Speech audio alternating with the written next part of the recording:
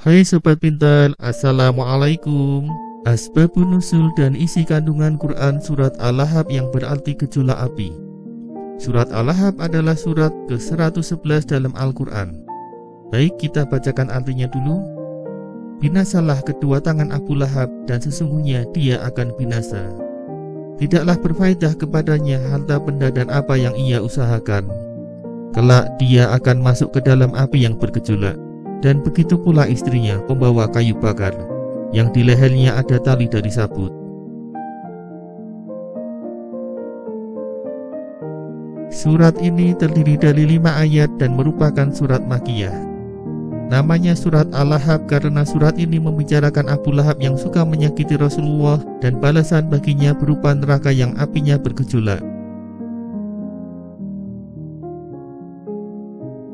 Nama lainnya adalah surat Al-Masad. Terambil dari ayat terakhir pada surat ini ketika mensifati istri Abu Lahab.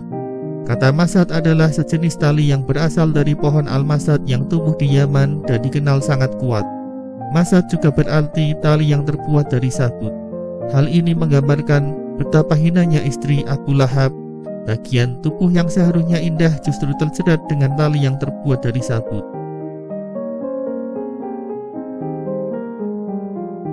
Ibnu Jarir menuturkan, istri Abu Lahab memiliki sebuah kalung mewah yang sangat mahal.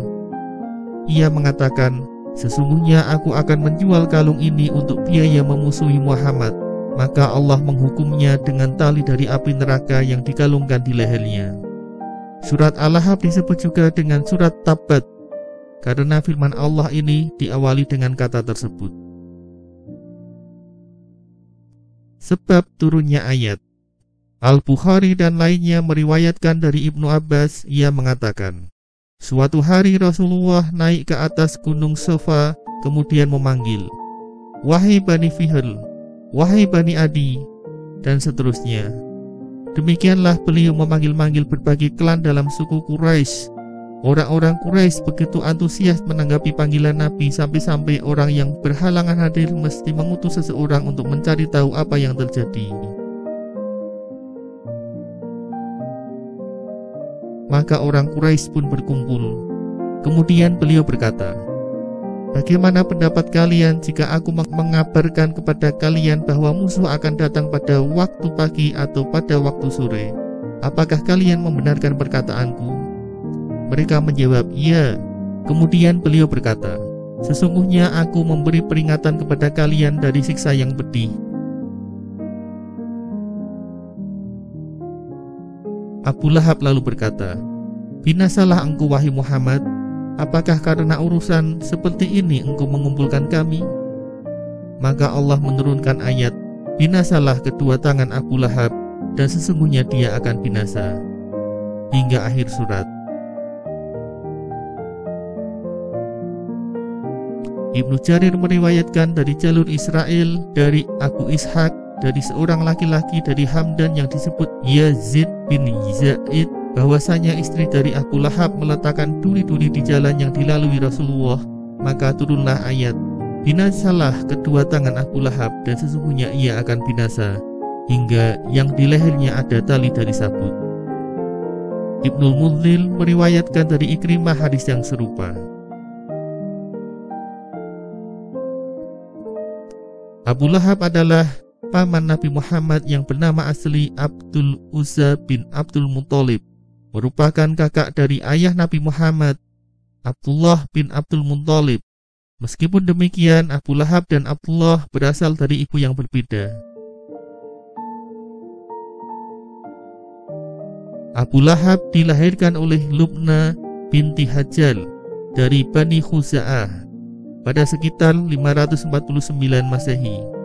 Sedangkan Abdullah lahir dari Fatimah binti Amr, berasal dari Bani Makhzum. Abu Lahab julukannya Abdul Uzza, bermakna bapak api yang berkobar, karena pipinya yang selalu merah. Sejak Muhammad menyatakan diri sebagai nabi, kemudian berdakwah menyebarkan Islam, Abu Lahab selalu menentangnya. Sebelum masa-masa menentang Muhammad, Abu Lahab pernah mengalami masa bahagia bersama sang keponakan. Ini terjadi ketika Muhammad dilahirkan. Saking bahagianya, Abu Lahab bahkan memerdekakan budak perempuannya yang bernama Suwaibah.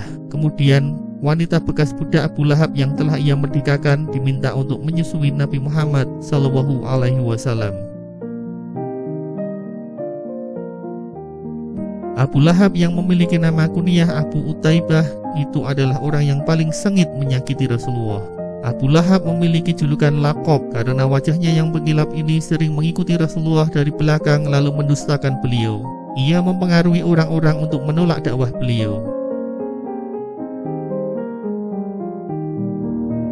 Imam Ahmad meriwayatkan, suatu ketika Rasulullah sedang mendakwahi orang-orang untuk masuk Islam. Dari belakang ada laki-laki berwajah cerah, bermata juling, dan rambutnya berkepang yang tidak lain adalah Abu Lahab mengatakan, sesungguhnya dia adalah pemeluk agama baru lagi pendusta.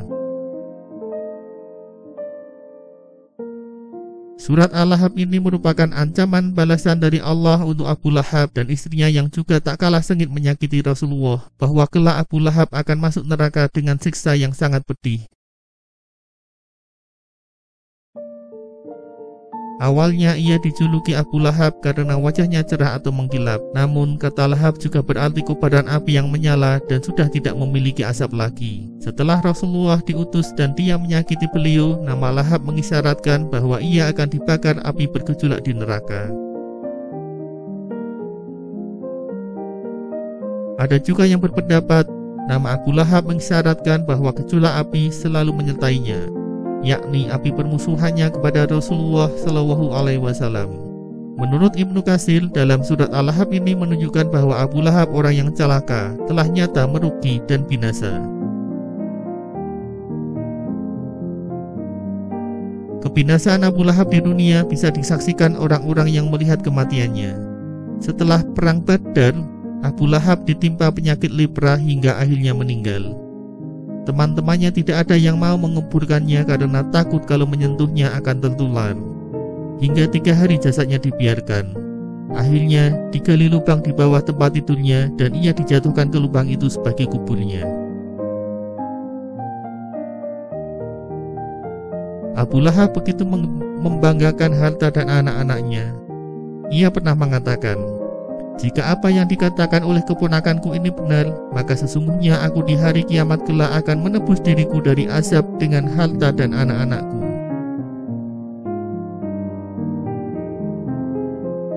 Apa yang dikatakan Abu Lahab hanyalah angan-angannya. Harta dan anak-anak serta apa yang ia usahakan setelah turunnya surat ini sama sekali tidak bermanfaat baginya. Sama sekali tidak akan bisa menyelamatkannya dari kebinasaan, yaitu kebinasaan yang akan dialami Abu Lahab di akhirat kelak, bahwa ia akan dimasukkan ke dalam neraka yang apinya menyala dengan hebatnya dan sangat membakar.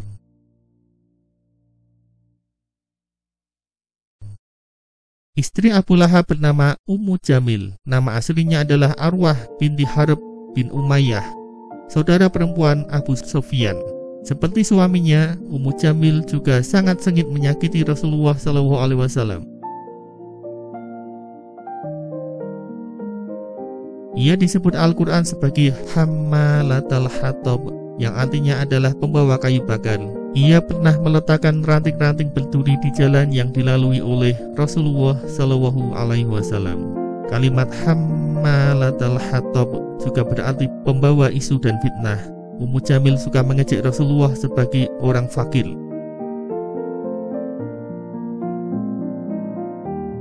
Isi kandungan surat Al-Lahab yang disarikan dari sejumlah tafsir, yakni tafsir Al-Munil karya Syekh Wahab Az-Zuhaili, tafsir Fi Dhilalil Quran karya Sayyid Qutb, dan tafsir Al-Azhar karya Buya Hamka.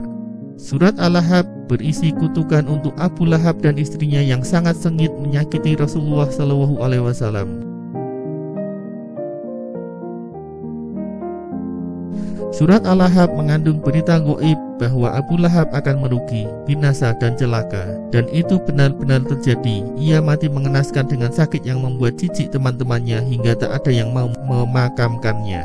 Surat ini juga mengandung berita gaib bahwa harta dan anak-anak Abu Lahab tidak akan bisa menolongnya. Surat Al-Lahab memberitakan bahwa dia dan istrinya akan masuk neraka. Ini pun benar-benar terjadi karena keduanya mati dalam kondisi tetap kafir. Surat Al-Lahab menghinakan istri Abu Lahab yang suka menghina Rasulullah. Leher yang seharusnya dikalungi dengan perhiasan indah justru akan dikalungi tali dari sabut atau tali dari besi neraka. Surat Al-Lahab merupakan salah satu mukjizat dan bukti kenabian Rasulullah Muhammad SAW. Sampai akhir hayatnya Abu Lahab tidak masuk Islam baik secara zahir maupun batin. Maka ia benar-benar menjadi orang yang binasa dan celaka sebagaimana ditegaskan dalam surat tersebut. Semoga kita termasuk umat Rasulullah yang selalu siap membela beliau dari orang-orang yang memusuhinya. Wallahu a'lam bishawab. Wassalamualaikum warahmatullahi wabarakatuh.